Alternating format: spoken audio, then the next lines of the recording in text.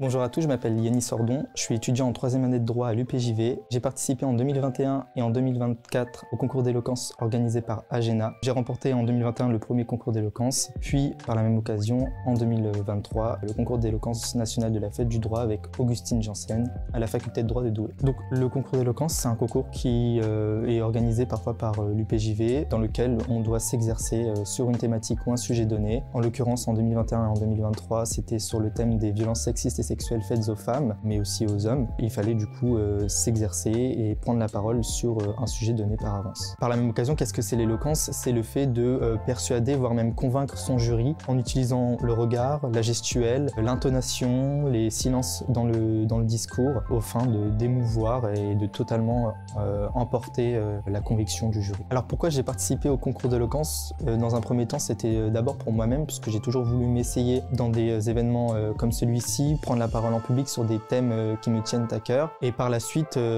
quand j'ai gagné du coup mon premier concours d'éloquence puis le second, ça m'a apporté tout simplement des connaissances. Donc peu à peu mon réseau s'est affiné et j'ai pu du coup faire des rencontres. Par la même occasion, avoir des stages avec des avocats puisque je suis étudiant en droit et c'est ce que je veux faire. Et mieux comprendre et mieux voir ce que c'était au quotidien de devoir prendre la parole en public. Ça m'a apporté in fine une plus grande confiance en moi. Donc si j'ai un conseil à donner à des personnes qui voudraient s'essayer au concours d'éloquence, c'est d'oser, de surpasser la peur qui vous bloque. Parce que si on reste coincé au carcan de la peur, on ne vit pas, on n'a pas d'expérience et on reste dans son confort.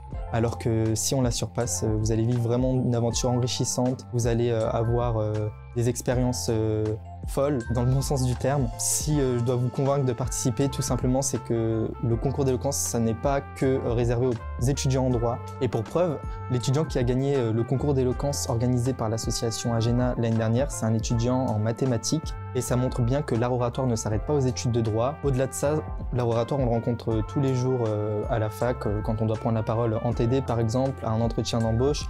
Même si c'est minime qu'un concours d'éloquence, ça reste de l'art oratoire et ça reste une prise de parole. Et il faut parfois persuader la personne à qui on parle.